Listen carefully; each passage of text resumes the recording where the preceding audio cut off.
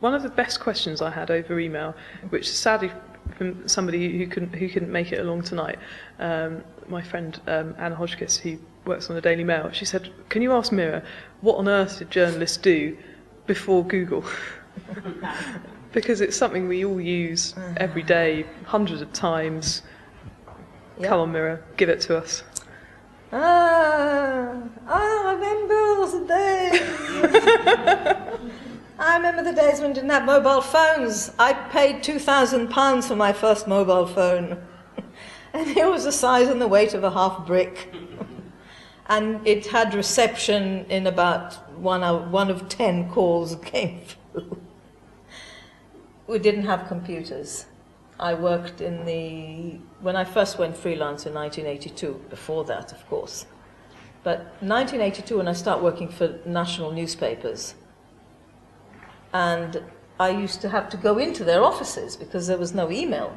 And we would type our stories out at the Telegraph they had something called skins, which they then put through a Roneo machine.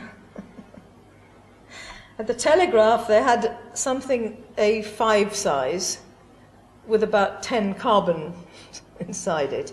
So you could type about 3.5 lines and had to switch to another one. And there was these copy boys who would run backwards and forwards picking up these little green things. So there's no delete, you can't get it wrong.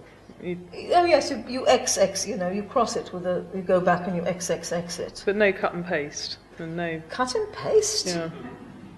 No, and they had these funny, I don't know, does anyone still remember those funny pink thing that smelt a bit like nail varnish, with which you corrected stuff before it went into the Roneo machine? Incredible stuff. On Building Magazine we had something called a Mufax. And it was like one of those things from Are You Being Served? It was a vacuum thing, and you put the page in it, and you stuck it in the machine, and it went round and round and round for about 20 minutes, and then it would be appeared in some beam me up, Scotty, somewhere in Aldershot at the printers. Gosh. I don't know how we did it, but I can tell you that we produced better journalism than we do now. And this is really this is really the subject of this whole evening. Why, with Google, with mobile phones, with email, every telecommunication at our fingertips, with never mind Google, where was I before Wikipedia?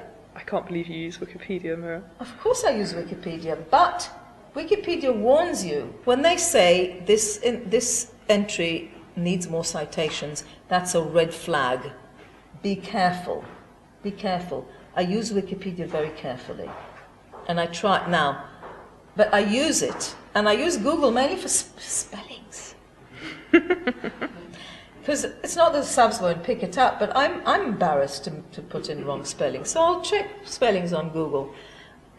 What did we do without those things? We mined coal.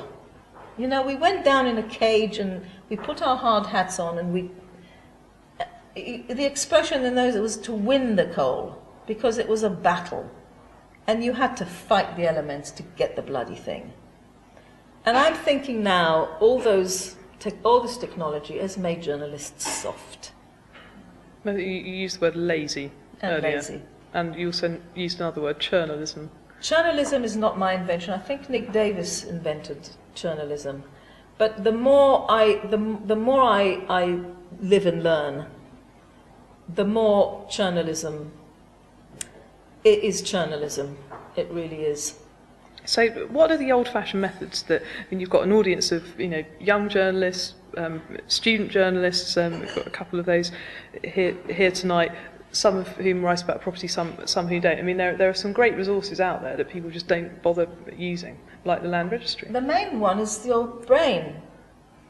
Question everything.